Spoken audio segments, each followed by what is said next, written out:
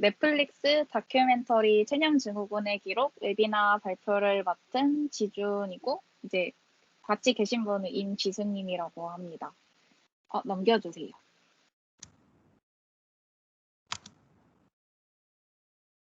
저희가 소개해드릴 목차는 첫 번째로 체념증후군의 기록, 다큐에 대한 간략한 요약, 그리고 난민의 상황이랑 난민법에 대한 이야기와 그리고 체념증후군과 난민이 처한 어려움, 그리고 그외 관련 자료들에 대해서 얘기해드릴 예정입니다. 넘겨주세요.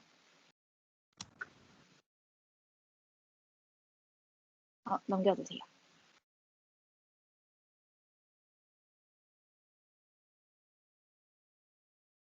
제가 소개해드릴 다큐 제목은 체념증후군의 기록인데요.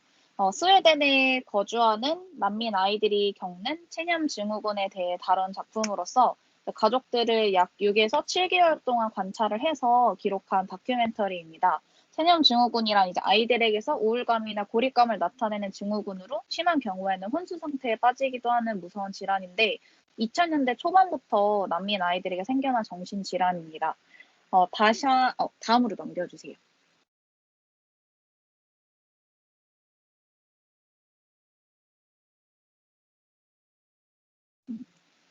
세 가족이 나오는데 다샤, 카렌, 레일라라는 이름을 가진 체념 증후군 앓는 3명의 아이들 가족이 나옵니다. 이 아이들은 트라우마를 겪은 아이들이고 이로 인해서 스웨덴으로 망명한 가족들은 점점 심해지는 이제 이민자들에 대한 혐오감이랑 그에 따라 엄격해지는 망명 정책에 따라서 망명 허가를 거부당하고 그것에 이제 항소하는 것을 반복을 해서 불안정한 생활을 이어나가게 됩니다. 그러한 상황에서 오는 부모들의 불안과 불안정함이 아이들에게 전해지고 이게 체념 증후군으로 나타나는데요. 그렇게 아이들은 몇 개월, 몇 년 동안 잠만 자면서 어떠한 자극에도 외부에 대한 감각을 차단을 하게 됩니다. 넘겨주세요.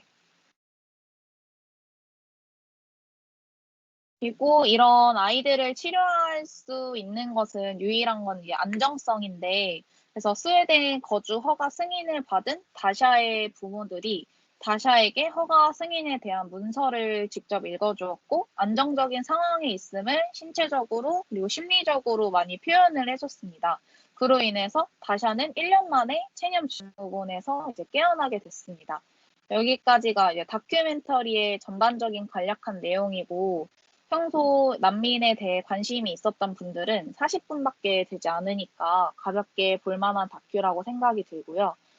무반응의 상태, 그리고 다른 면에서는 되게 필사적으로 자고 있는 아이들의 모습이 저한테는 되게 충격적으로 다가왔습니다. 트라우마를 겪는 사람에게 나타나는 우울이나 불안 증상이 아닌 완전한 새로운 증상이었기 때문인데 그런 아이들을 보는 부모들의 아픈 마음이 느껴졌었고 체념 증후군이 사회적 문제 중 하나라는 것을 알게 됐습니다. 아직 난민 수용에 대해서 이민자 입장에서 생각을 하느냐 아니면 자국민 입장에서 생각하느냐에 따라 의견이 많이 엇갈리지만 이러한 문제에 대해서 다양한 생각을 할 수 있는 좋은 기회가 됐던 것 같습니다. 넘겨주세요. 넘겨주세요.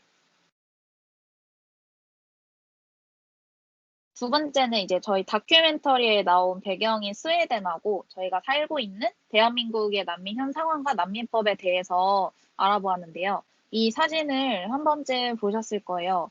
이게 고향에서 이제 이슬람 국가와 이제 쿠르드족이 잔혹한 이게 전쟁을 벌여서 가족과 함께 떠났는데 이제 터키에서 그리스 코스섬을 향해 보트를 타고 떠났다가 배가 뒤집혀서 변을 당한 난민 아이의 사진입니다. 이처럼 인종, 종교 또는 정치적, 사상적 차이로 인한 박해를 피해 외국이나 다른 지방으로 탈출하는 사람을 난민이라고 부릅니다.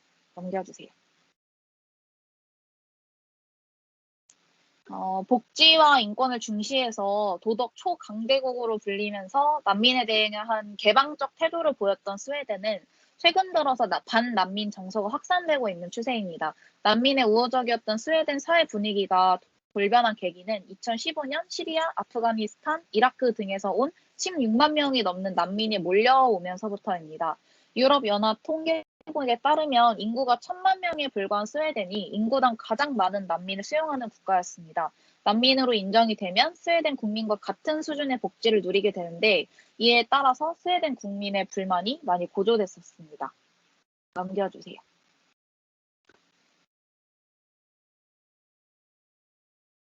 스웨덴 난민 정책 변화를 살펴보자면 난민들과 보충적 보호 대상자들에게 영구 주택이 제공되었었고 난민 신청자들은 신청서를 내기만 하면 즉시 노동시장에 접근을 할 수 있었었고 난민 심사 기간 동안 제공되는 숙식이나 법적 사회적 지원 제도는 비교적 국민들과 공정했었습니다. 많은 난민들이 이제 밀수업자들로부터 스웨덴은 안전하게 새로운 삶을 시작하기에 좋은 것이며 이제 스웨덴에서 가족들과 재결합할 수 있는 권리도 보장받을 수 있다는 얘기를 많이 들어왔기 때문인데 난민 신청이 거부되어 있더라도 그분들은 이제 나중에 난민 인정을 받은 후에 4년이 경과가 되면 난민으로 인정된 자들은 스웨덴 국민이 될 수도 있었습니다. 근데 이제 2015년 말경에 난민이 대거로 유입이 되면서 많은 것들이 갑자기 급진적으로 변했습니다. 2014년에 이미 망명자 수용과 이들에 대한 숙식 제공이 심각한 병목 현상을 보였음에도 망명자들은 끊임없이 상승을 해서 결국 정점을 찍었고 스웨덴은 더 이상 이들한테 피난처를 보장할 수 없는 지경에 이르렀습니다. 이후 중앙정부는 급작스러운 대책을 내놓기 시작했는데 그것들이 보충적 보호 대상자들은 일시적 체류만 허가를 하고 이제 재결합할 수 있는 권리도 이웃법이 요구하는 최소한으로 축소를 시키고 그리고 평소에 신분증이 없는 승객을 실어 나올 수 있었는데 그것도 제한을 하고 발칸 해역 서쪽을 통한 미등호 이주 통로도 폐쇄를 하는 등 스웨덴이 굉장히 제한적인 정책을 하기 시작했습니다. 네, 넘겨주세요. 국내 체류 외국인이 250만 명을 돌파를 했는데요. 이는 대한민국 전체 인구의 4.9%에 해당하는 수치입니다. 2019년 한 해의 난민 신청자는 15,452명인데 1994년 이후 2019년 12월까지 난민 신청자는 64,358명에 이릅니다. 2018년에는 500명이 넘는 예멘인들이 이제 제주도로 입국을 해서 난민 신청을 하기도 했는데 이 일을 계기로 우리 사회에서는 난민 수용 여부에 대해서 찬반 논란이 거세게 일었습니다. 그래서 청와대 국민청원 게시판에서도 난민 신청 허가 폐지라는 청원까지 올라왔었는데 이처럼 우리나라에서도 사람들의 그 난민에 대한 관심이 나날이 증가하는 것으로 확인됩니다. 네, 넘겨주세요.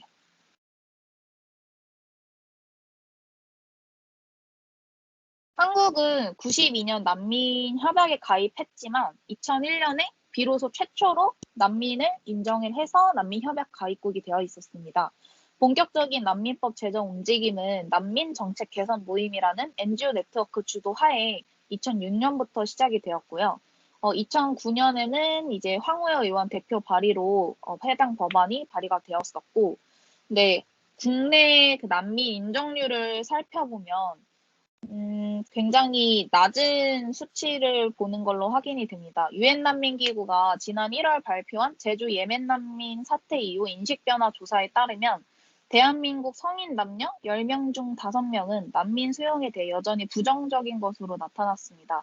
난민 수용을 반대하는 이유에는 정부와 자국민의 부담 확대가 64%로 가장 많았고 범죄나 사회 문제 야기가 57%로 그 뒤를 따랐습니다.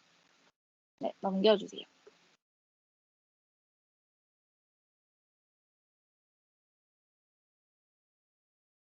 이외에 각국의 이제 대략적인 상황, 난민 상황에 대해서 조사를 해봤는데, 유럽은 특정 국가에만 난민 신청이 편중되는 현상을 억제하고 회원국들이 난민 수용에 균등한 책임을 지자는 취지에서 더블린 조약이라는 걸 맺었습니다. 더블린 조약은 난민이 첫 발을 디딘 나라에 난민 신청을 하고 해당 국가가 처리하는 것을 원칙으로 하는 조약인데요. 하지만 이제 2015년부터 유럽으로 몰리는 난민들의 절대 다수가 이탈리아와 그리스에 첫 발을 들여놓으면서 이 두 나라와 다른 EU 회원국 간의 갈등이 커지기도 했습니다. 일본은 폐쇄 국가로 불릴 만큼 제한적인 이민 정책을 펴고 있는데 제2차 세계대전 종전 후에도 수십 년간 난민 협약의 당사국이 아니었으나 인도차이나에서 발생하는 난민과 미국 압력 때문에 81년 마침내 난민 협약에 가입을 했습니다. 하지만 일본에서 난민 지위를 인정받은 사람은 82년부터 18년까지 750명에 불과합니다. 일본 정부는 난민 협약에 대해 엄격한 해석을 적용해서 매우 낮은 난민 인정률을 보이고 일반 대중의 정서 또한 다른 아시아 국가에 비해서 난민에 대해 매우 무관심한 것으로 보입니다. 또 마지막으로 미국은 이민자의 나라답게 되게 전통적으로 난민 수용을 가장 많이 하는 국가 중에 하나인데 트럼프 대통령 취임 이후에 미국에 정착을 허용받은 난민 수는 굉장히 많이 줄었습니다. 왜냐면은 이제 7개 대표적인 이슬람 7개국 시민들의 미국 입국을 제한하는 반이민 행정명령을 시행하고 엄격한 입국 심사와 승인 절차를 도입했기 때문에 이 난민과 이민자의 적대적인 정책을 내놓았기 때문인데요. 그래서 캐나다보다 인구가 10배 가까이 많은 미국이 2018년 수용한 난민은 오바마 행정부 시절인 2016년에 비해서 매우 급감을 했었지만 그래도 이번에 조 바이든 대통령이 취임을 하면서 난민 수용 인원을 대폭 늘리겠다고 공언한 바가 있어서 새로운 정책이 기대가 되기도 합니다. 넘겨주세요.